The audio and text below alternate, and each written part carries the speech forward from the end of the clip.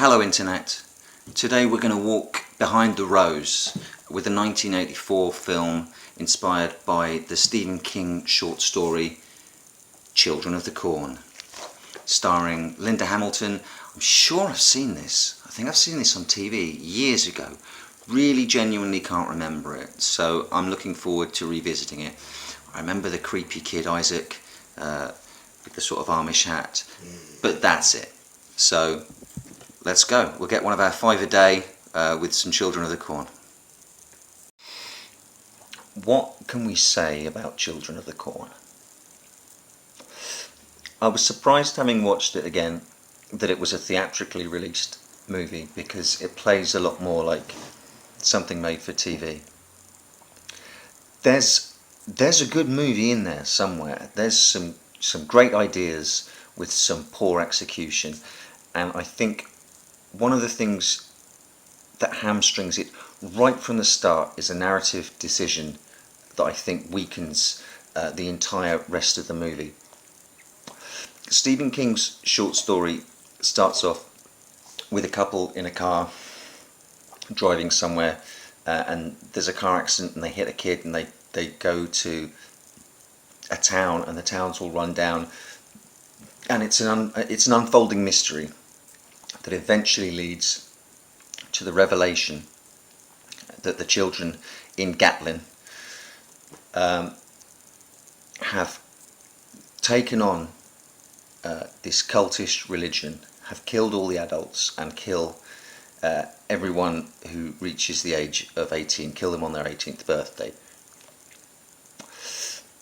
The problem with this film is that the very opening scene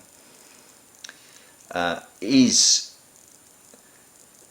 the establishing of the children killing all the adults in the town. So right off the bat, there's no mystery. We know that the kids are the killers, and that drags down the whole middle section of the film, when an adult couple are wandering through the town, and there are kids following them and peeking out from behind walls and stuff like this. We know where the threat comes from. There's no mystery, so we just have to spend a long time in this movie waiting for things to happen.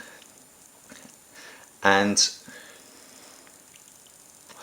I can understand why they front-loaded the movie with that scene, because it's a nice shocker and sets the tone. It could have still been in there. They could have stuck it in as a flashback. One of the things that they've expanded on from the story is that there are some children in the town who actually don't like the religion and don't follow the religion. So once we meet them in the film, once our adults meet them in the film, this could have been explained. There's a little girl who does drawings, and her drawings are prophetic. We could have had a really nice scene with the slaughtering of the adults scene, when one of the adults maybe finds her drawings, and we could have had nice childish renditions of this cultish mass murder, and she could have maybe been telling the story whilst we're leafing through the pictures, so we could have had a voiceover narrative as well, possibly even intercutting with flashbacks if you want to get practical about it and have some practical kills. But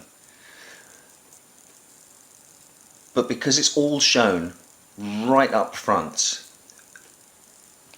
it hits the brakes on the movie straight away. There's no mystery and there's no tension.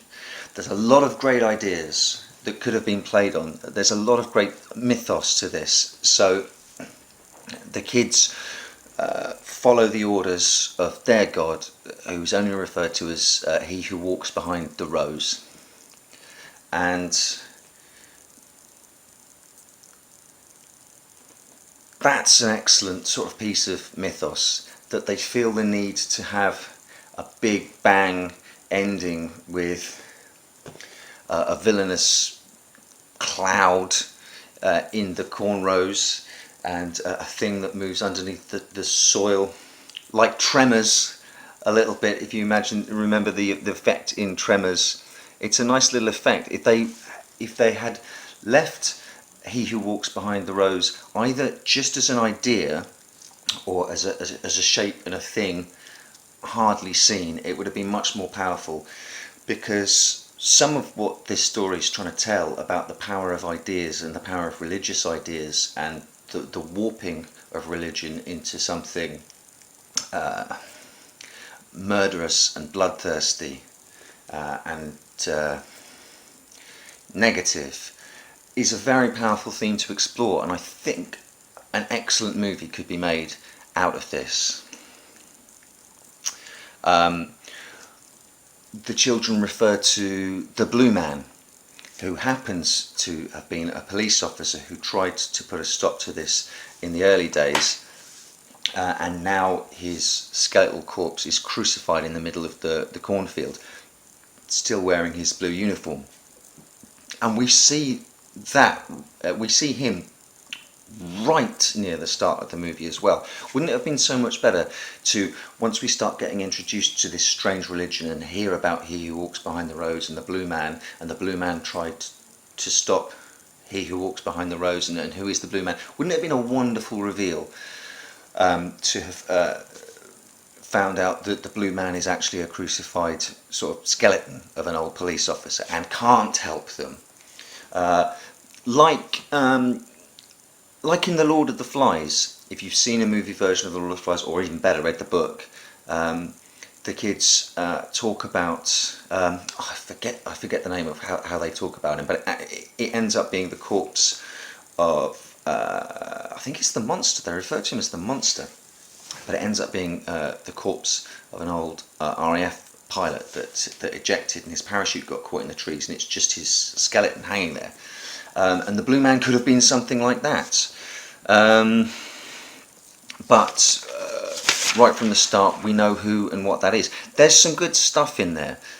You've got the kid character Isaac, who is the voice of He Who Walks Behind the Rose and teaches them the law. But there's another kid called Malachi who challenges his authority. And there's nice little moments there where there's a rift in the followers of the religion as to how they interpret the law and what their God wants. There's some really meaty stuff that you can play with there.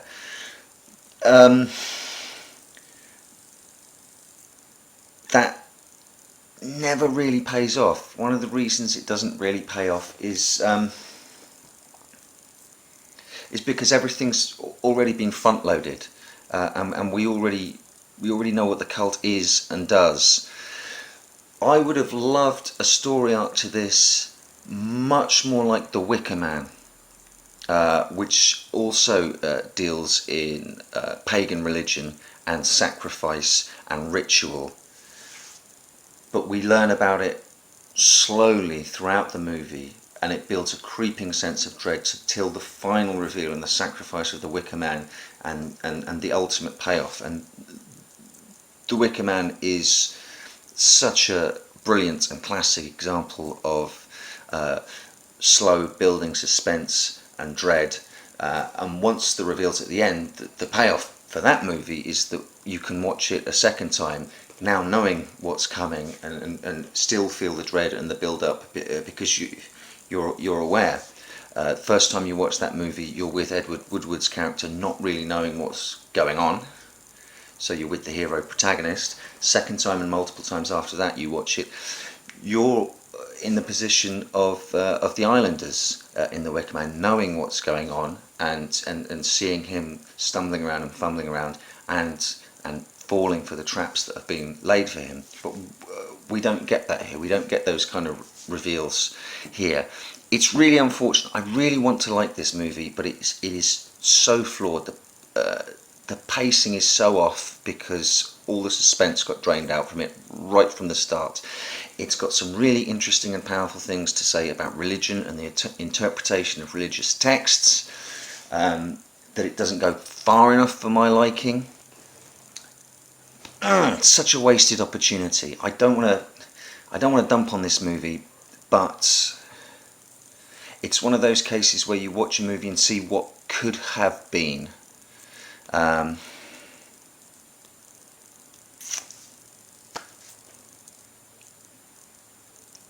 It's unfortunate.